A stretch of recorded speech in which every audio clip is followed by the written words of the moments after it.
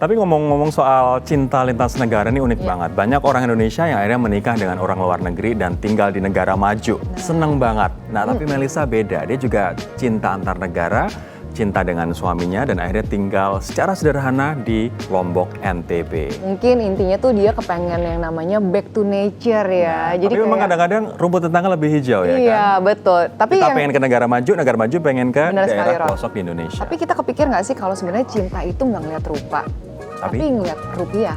Nggak selalu kali ya, nggak selalu ngeliat atau rupiah. nggak ingat rupa tapi mungkin ingat rasa. Sama nih kayak makanan mewah, ya nggak sih? Yang bercita rasa enak dan ternyata tuh udah biasa ya. Kalau yang istimewa itu tuh gimana ya? Kayaknya pengen nggak sih nyobain makanan-makanan sesuatu yang berbeda dengan makanan yang biasanya? Betul, nah ini namanya adalah gastronomi molekuler. What you see, apa yang kamu lihat is not what you get. Belum tentu apa yang kamu dapat. Kamu dapat soto ternyata rasanya combro. Kamu dapat dodol ternyata rasanya cendol. Nah, seperti apa keseruannya gastronomi molekuler? Ini dia.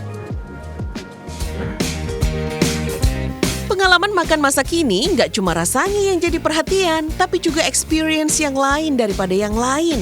Para koki jadi punya PR baru nih, nggak cuma mengolah beragam bahan dan bumbu, tapi juga harus eksploratif menciptakan bentuk-bentuk yang unik, bahkan aneh. Ternyata ini bukan penemuan baru loh. Seni gastronomi molekuler ternyata sudah dikenal sejak abad ke-18, menggunakan ilmu fisika dan kimia.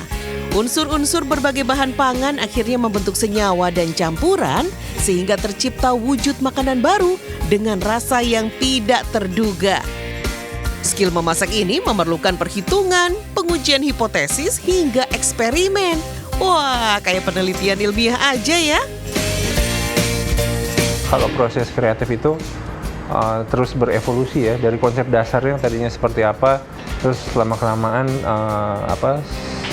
along the way ada ketemu teknik baru, akhirnya yang konsep awal itu jadi lebih berkembang seperti itu. Ya jadi saya nggak bisa terlalu pastiin berapa lama karena proses evolusi itu bentuk asinan tadinya nggak seperti itu. Akhirnya kita kembangin terus, kita dapat teknik-teknik yang lebih bagus, kita cobain, hasilnya lebih bagus.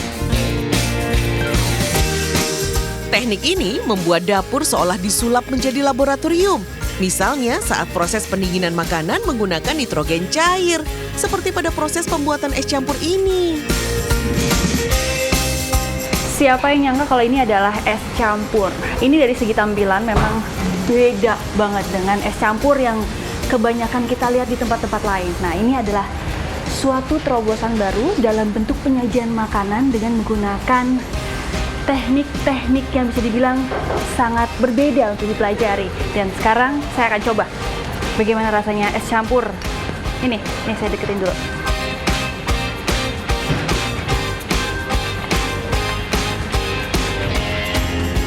Rasanya nggak usah diraguin lagi, luar biasa. Jadi gimana?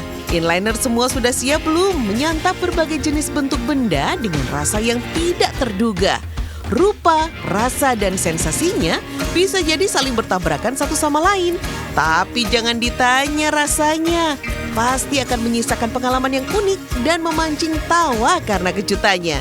Tuh, masa belum ngiler juga nih Inliners?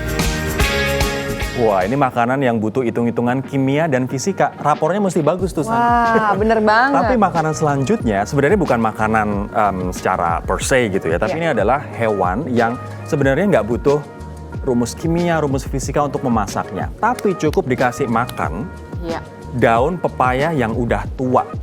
Wow, ini kalau kita lihat biasanya lele tuh warnanya hitam, ya nggak sih? Bener nggak, Ror? Tapi kali ini lelenya genit banget gitu. Nah, kayak aku ya genitnya. Lele Barbie namanya. Iya, lele Barbie. Dia warnanya putih, agak pink-pink gitu, kece banget kan. Ini kayak lele dari luar negeri mungkin ya. Benar. Nah, ini dikasih makannya hanya daun tua, khususnya daun pepaya tua. Dan juga ada rahasianya lagi untuk membesarkan lele Barbie ini. Apa itu? Kita nanti simak setelah jeda berikut.